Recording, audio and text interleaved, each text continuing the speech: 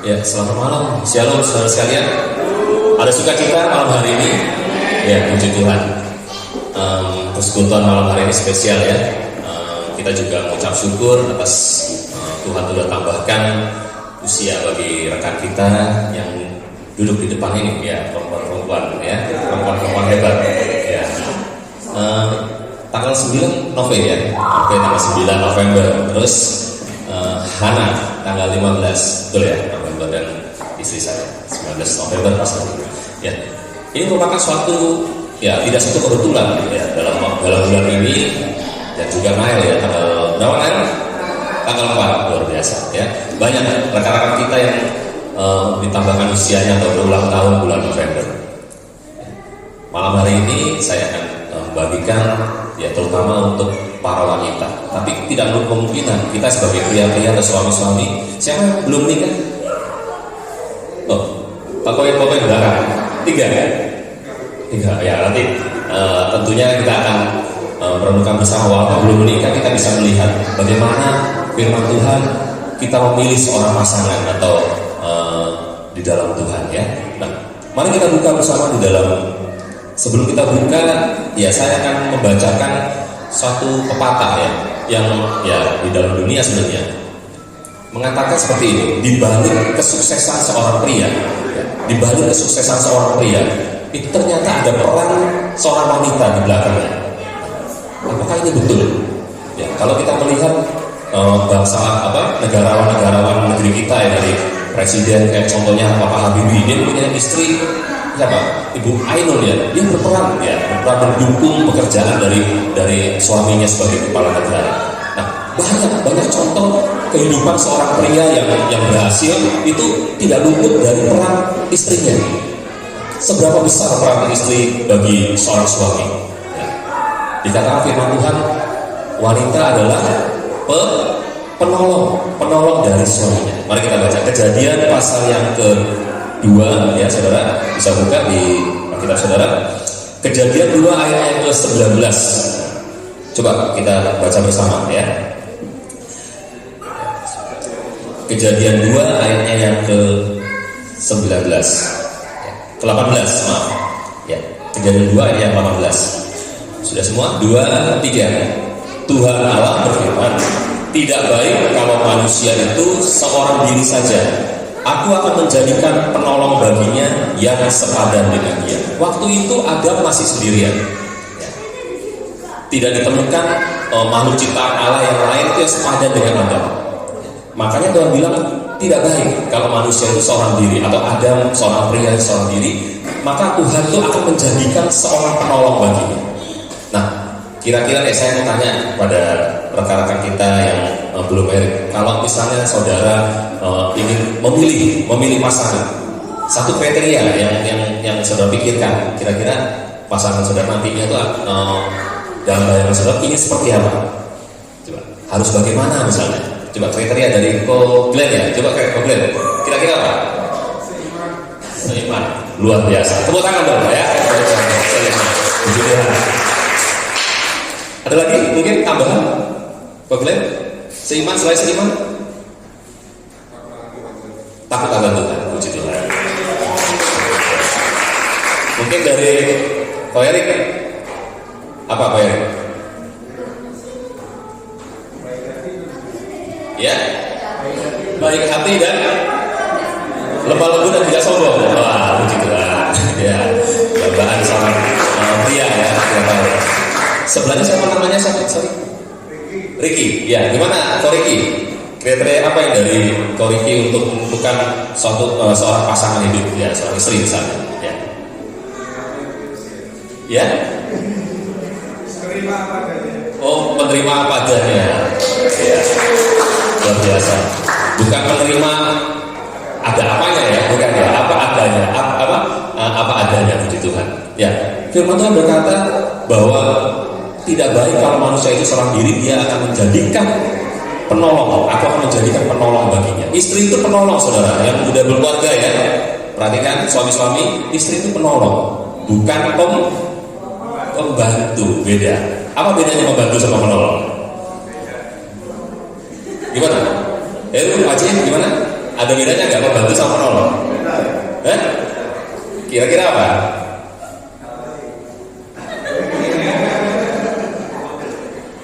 Mah, tolong bikinin kopi. Mah, gitu.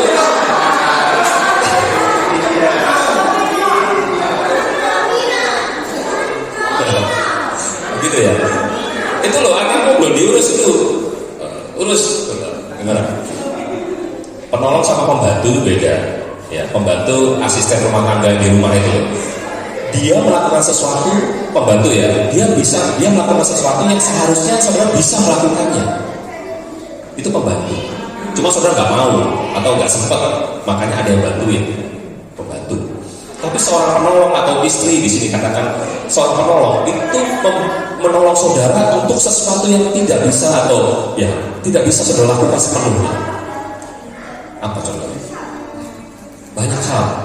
Kalau kita lihat istri saya nggak bisa mengajar anak saya sepanjang waktu. Saya di kantor. Ya. Istri penolong, dia yang menolong saya untuk mendidik anak-anak saya.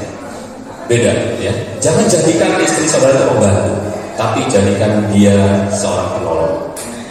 Bukan merongrong ya. Istri nggak boleh merongrong suaminya. Tidak boleh merongrong itu berarti ayo berarti itu merongrong.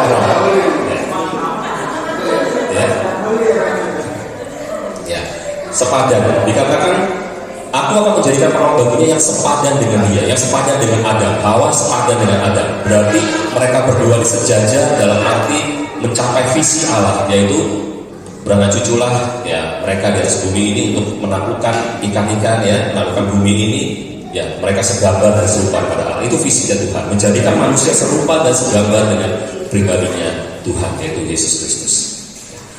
Nah, sekarang saya akan masuk dalam Amsal ya, Amsal pasal yang 31 sebagai topik kita malam hari ini. Amsal 31 ini ditulis oleh Raja Salomo. Dia banyak dengan hikmat Tuhan berkisah atau menulis tentang Amsal ya. Amsal ini tentang istri ya, puji-pujian. Perikopnya mengatakan puji-pujian untuk istri yang cakap. Amsal 31 ayat yang ke-10. Cakap ya, cakap dalam arti beda dengan cakep ya. Tahu ya, cakap itu beda dengan cakep. Kalau cakep itu secara fisik rupa hidungnya bangir ya, kayak bule di mancung, atau matanya lentik, bulu matanya itu cakep, atau face-nya bulat telur, itu cakep secara fisik. Tapi kalau cakap dalam pengertian di sini dalam bahasa Ibrani itu disalin dengan cahil. Cahil itu berarti cakap dalam arti dia itu mempunyai sosok yang kuat, kokoh ya, seperti bala tentara begitu, yang kokoh tangguh, tetapi juga sekaligus lemah lembut. Itu cakap, cahil.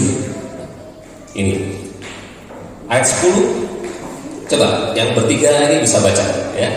Amsal 31 ayat 10. Saudara-saudara kita yang belum tahu ini bisa baca ayat ini. 2, 3.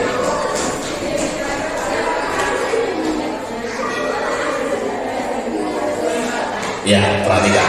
Istri yang cakap atau yang cahil itu, yang tangguh sekaligus dia lemah lembut, itu siapakah yang mendapatkannya? Siapakah yang akan mendapatkannya? Ia lebih berharga daripada permata. Harga emas berapa tuh? Lihat sekarang. Nah ini ya, udah menyentuh angka mungkin 1 jutaan ya, 1 gram ya, kurang lebih ya. Karena sampai 900 udah melambung. Apalagi permata, itu harganya baru melambung. Tetapi Firman berkata, istri yang cakap itu lebih berharga daripada permata. Kalau saudara suami-suami yang mempunyai istri di rumah yang tentunya kita menjadikan dia seorang penolong, Tuhan bilang seorang penolong, itu lebih berharga daripada emas sekarung atau permata sekalipun. Ya. Istri yang cakap berarti dia itu takut akan Tuhan, ya. Takut akan Tuhan, dia tunduk pada suaminya, itu adalah istri yang cakap. Bukan cakap secara fisik atau secara tampak lahiriah, tapi cakap dalam arti inner beauty ya. Inner beauty dan berarti yang di dalam ini. Itu lebih berharga daripada permata. Selanjutnya ayat 11.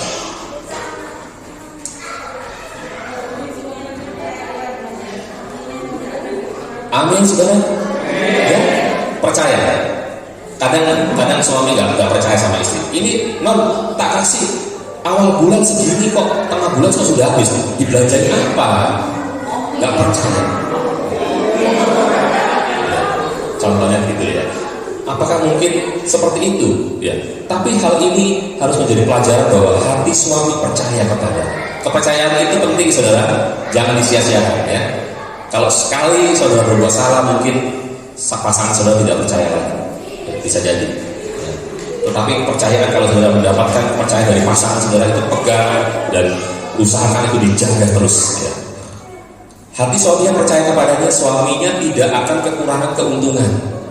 Disalin dalam terjemahan yang lain, ayat ini mengatakan, ya, suaminya dapat mempercayai dia dan dia akan menyediakan segala keperluan suaminya dengan limpahnya. Ya. Apa yang dibutuhkan oleh suami dia siapkan. Mungkin mau berangkat kantor ya, tasnya mungkin disiapkan atau sarapannya disiapkan dengan baik. Jadi suaminya tuh merasa, wah beruntung aku mendapatkan istri ya, yang sekarang. Ya. Terus lanjut coba di ayat yang ke-12.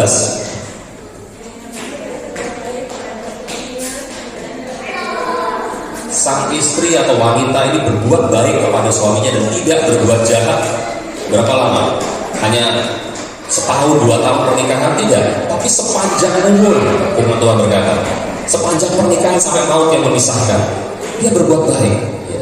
Tentunya kalau dikatakan berbuat baik ini bukan berarti dimanjakan ya, segala keperluannya diperlukan, dipenuhi seperti itu, tidak. Tapi berbuat baik, suami juga siap untuk dikoreksi, ditegur ya. Karena istri itu kalau berbuat baik berarti dia tahu ya mana yang benar, yang kurang baik di hadapan bagi suaminya, dia mau untuk menasehati ya, nggak masalah ya. Kita sebagai suami juga bisa memberi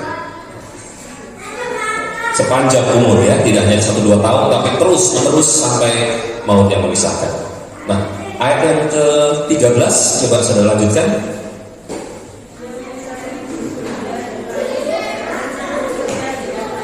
Ya, rajin.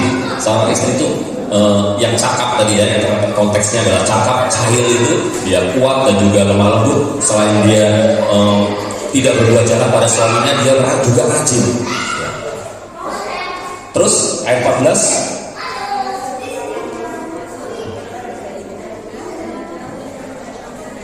Ya, bagaikan kapal-kapal saudagar ditunggu-tunggu. Kalau zaman dulu tuh ya, kapal-kapal ya nggak ada pesawat ya, kapal-kapal itu ditunggu barang-barang dagangan itu ditunggu supaya bisa memenuhi kebutuhan dari suatu daerah. Itu kapal-kapal saudagar. Juga seorang istri gambar seperti kapal saudagar yang dinanti-nantikan, dia mendatangkan makanannya yang dibutuhkan ya, dari seorang istri.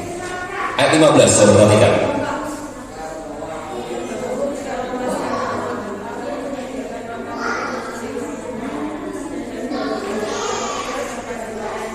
Ya, seberapa banyak istri yang bangun pagi hari ya, suami mungkin nggak tahu, masih tidur ya. Kalau kerja jam 8 mungkin bangunnya jam 7, tapi istri bisa jadi bangun jam 3, jam 4 subuh pagi hari buta untuk apa? Untuk menyiapkan sarapan, untuk menyiapkan mungkin pekerjaannya, dia harus usaha apa, dia bangun atau mencuci pakaian, yang menyiapkan segala keperluan rumah tangga. Itu suami kan nggak tahu. Tapi istri yang cakap, dia katakan dia rajin, dia menyiapkan segala sesuatu yang dipersiapkan rumah tangganya pagi-pagi benar. Bahkan sampai malam semuanya udah tidur, anak-anak tidur, suami tidur, bahkan saya tidur, istri masih terjaga untuk mungkin menyiapkan segala sesuatu yang diperlukan bagi keluarga esok hari. Itulah ya. Kita melihat bagaimana seorang istri yang cakap itu seperti apa. Ayat 16, 17 terus.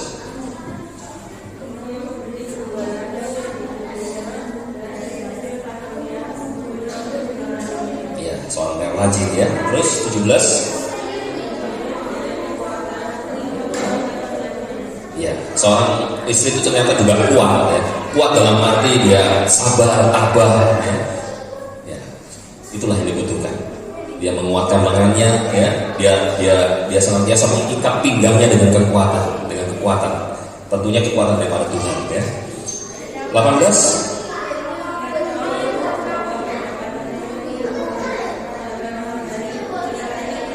Pelita ini bicara soal perang dari Roh Kudus ya, tidak pernah padam, harus dijaga benar-benar suasana surga itu ada di rumah tangga. Dia menjaga dengan Roh Kudus supaya tetap berkuasa dalam hati seorang istri ya.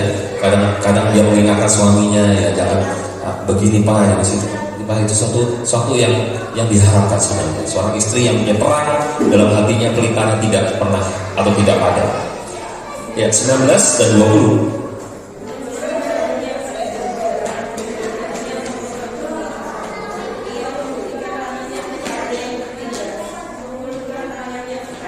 Ya, seorang istri yang juga bermurah hati, ya, bermurah hati, suka memberi kepada orang-orang yang membutuhkan, menjadi berkat bagi sekitarnya, bagi tetangganya, bagi orang lain yang membutuhkan. Dia melihat ada yang kekurangan, ya dia mau berbagi, ya seperti itu.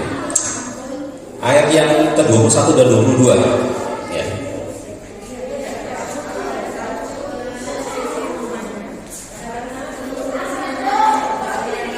Ia tidak takut kepada salju. Salju ini bicara soal musim dingin, ya, musim dingin atau suasana yang tidak enak. Kalau musim panas bisa mencari makan, ya, tapi musim dingin itu menunjukkan suatu keluarga yang mungkin dari sisi perekonomiannya itu akan tertutup seperti apa. Dia itu tidak takut akan masa depan. Ya, serak-serak kali sebagai suami takut, ya, khawatir. Aduh, besok bagaimana? Tahun depan bagaimana? Pekerjaan itu mulai menurun seperti ini. Tapi istri yang baik, yang cakap itu dia malah tidak takut. Dia malah menasihati, jangan khawatir Pak, jangan khawatir. Ya, ada masa depan, Tuhan balik beserta. Itu dibutuhkan, saudara. Sebagai seorang penolong itu butuh. Ya. Sebagai seorang suami mungkin nggak bisa sendirinya dia memikirkan masa depan keluarga. Tapi seorang istri sebagai penopang, penolong itu yang sangat dibutuhkan. Ya. Hal-hal atau dalam masa-masa seperti ini. Ya. Ayat 21 sudah, ayat 22.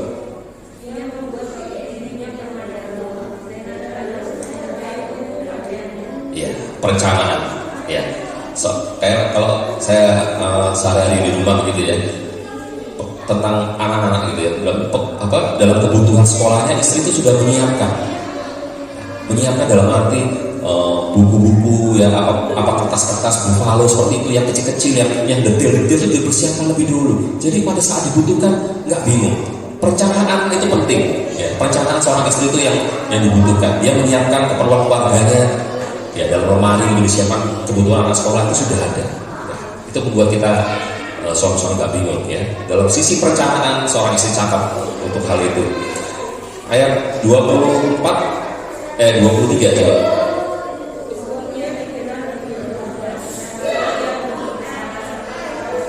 Ya, suaminya itu dapat disegani oleh masyarakat luar juga karena peran seorang istri. Sehingga tidak malu atau tidak takut saat berkumpul dengan tua-tua negeri, dalam arti berhadapan dengan orang banyak yang disegani seperti itu. Ayat yang ke-25.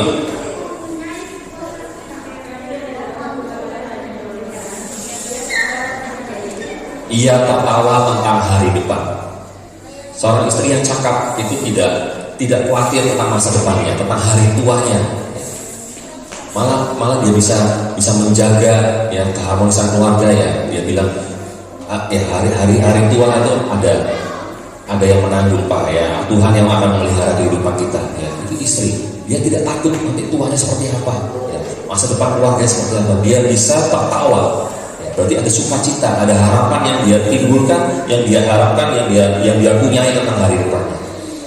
Selanjutnya ayat yang ke-20, ya, saudara nanti bisa baca, ya, banyak sekali tentang hikmat atau kebijaksanaan seorang istri. 28, anak-anak sekarang.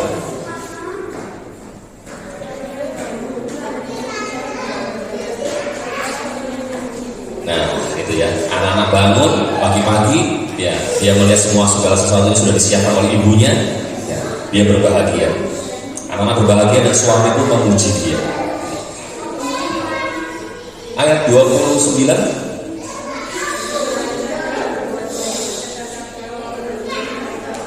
Ya, banyak.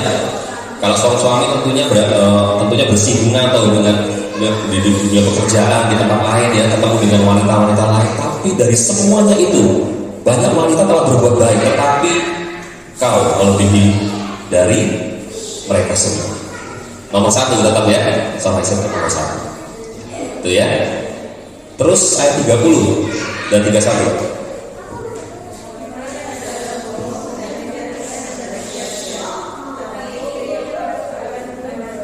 Amin. Kemolekan adalah bohong. Ya, sesuatu yang kita lihat mungkin saat ini masih muda, masih cantik, tapi itu akan tambah tua, ya namanya fisik pastinya akan turun, mengerut, keriput, ya, seperti itu. Semuanya akan sia-sia, akan berakhir. Tetapi kalau dia takut akan Tuhan, itu akan bertahan terus. Ayat 31 terakhir.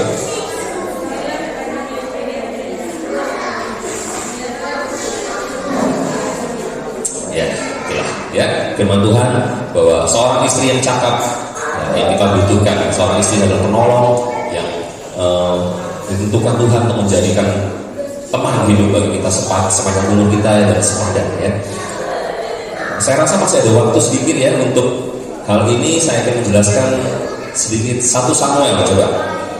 Ini contoh di Alkitab ya, bagaimana sikap seorang istri dalam mengurus keluarganya atau mengatur keluarganya. Saat itu yang bernama Abigail, ya. 1 Samuel 25 ayat yang ke 2 dan 3. Ya, ini kisah tentang Daud, ya, Nabal dan Abigail. Nabal itu orang kaya. Ya, orang kaya, dia mempunyai istri namanya Abigail. Ya, suatu ketika Daud, ya, saya singkat saja, Daud itu prajuritnya itu datang kepada Nabal. Nabal ini sedang menggunting, ya, bulu dombanya dari ternaknya seperti itu. Ya, pasukannya dari Daud ini mengatakan bahwa ya kami sudah menjaga lingkungan ini. Ya, kami minta sesuatu daripadamu seperti upeti begitu ya. Tapi Nabal bilang pergi, diusir.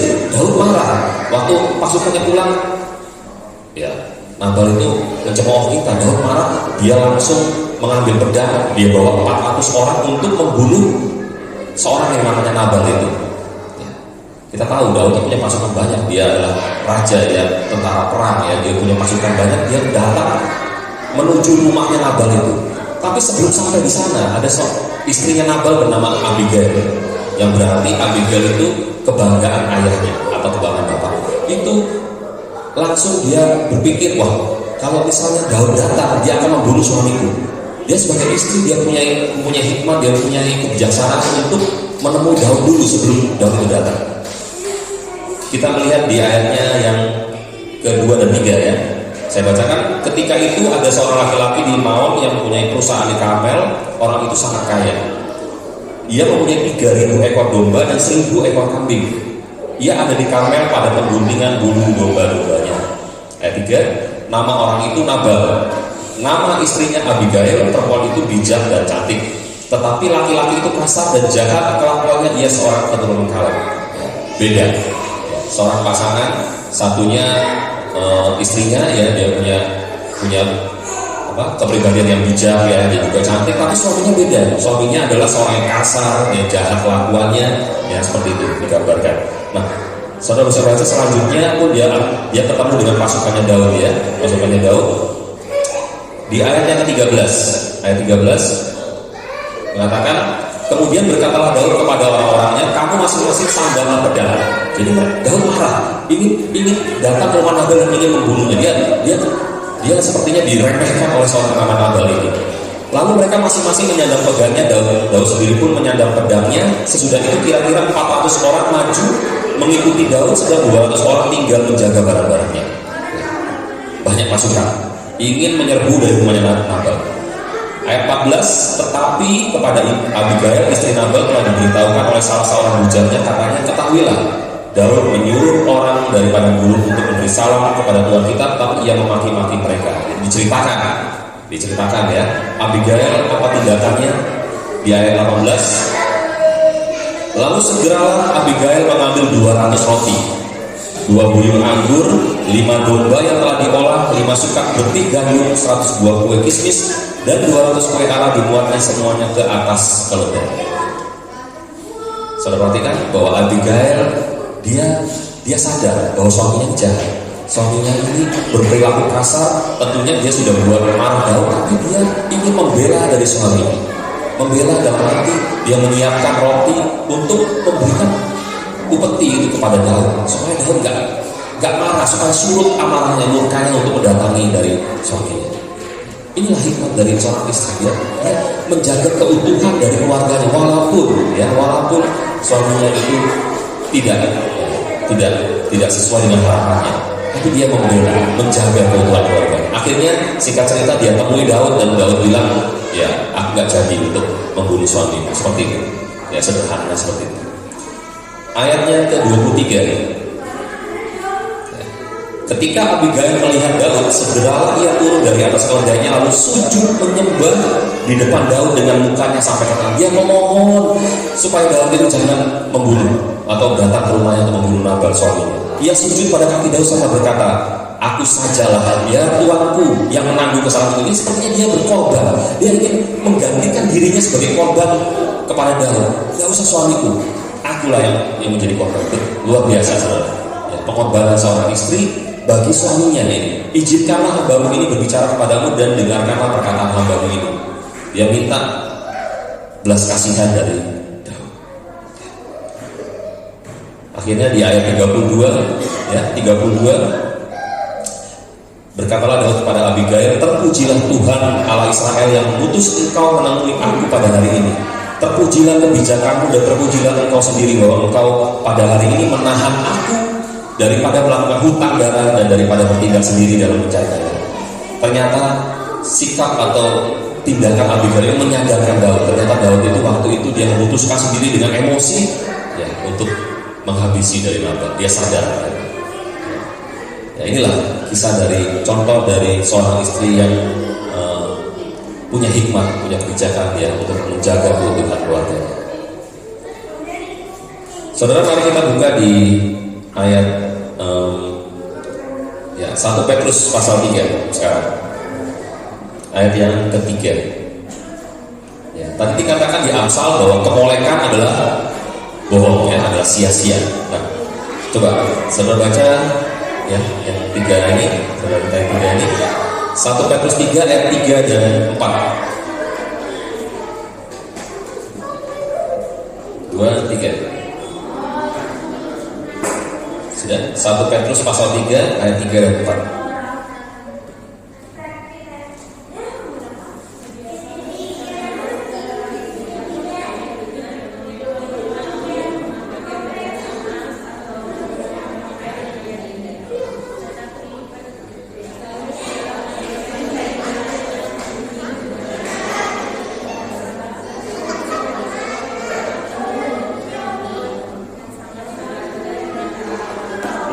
Itu ya, harus sadar bahwa seorang istri perhiasannya bukan yang tampak, tetapi yang tidak kelihatan, yang tersembunyi, yaitu roh, ya, roh yang memberikan lemah lembut dan rasa tentram dan sangat berharga di mata Allah. Itu yang lebih penting di mata Allah. Perhiasan kita bukanlah hal-hal yang bersifat jasmani, tetapi hal-hal yang bersifat rohani. Ayat yang terakhir di dalam Efesus pasal 5 ayat yang ke-22, saya bacakan ya.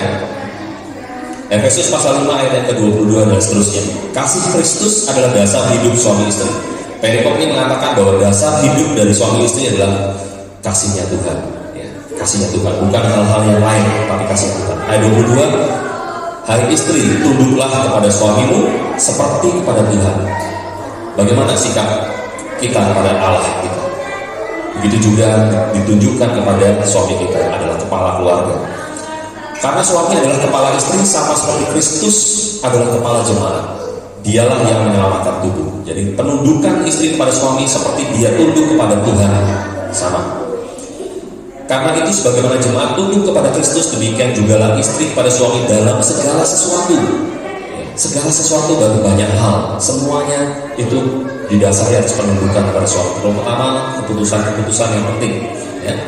Ayat 25, hai suami sekarang, kasihilah istrimu sebagaimana Kristus telah mengasihi jemaat dan telah menyerahkan dirinya baginya.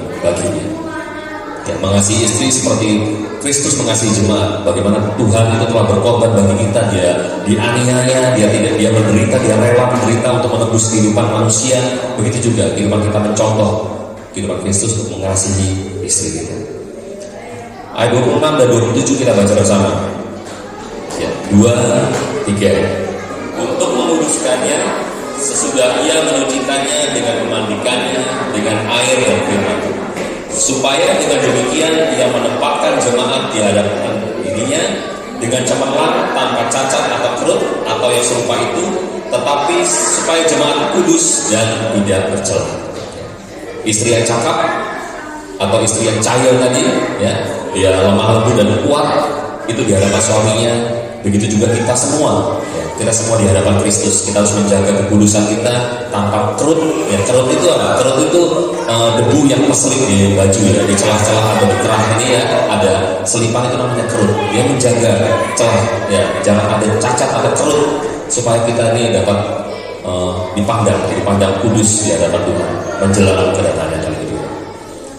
Saya rasa ini, saudara, yang dapat saya bagikan. Nah, setelah ini saya minta untuk 3 orang teman kita, ya, Sri Kandi kita, untuk maju ke depan mengujikan satu pujian penutup. Nanti kita akan mengikuti bersama. Kalau ada kesaksian, boleh.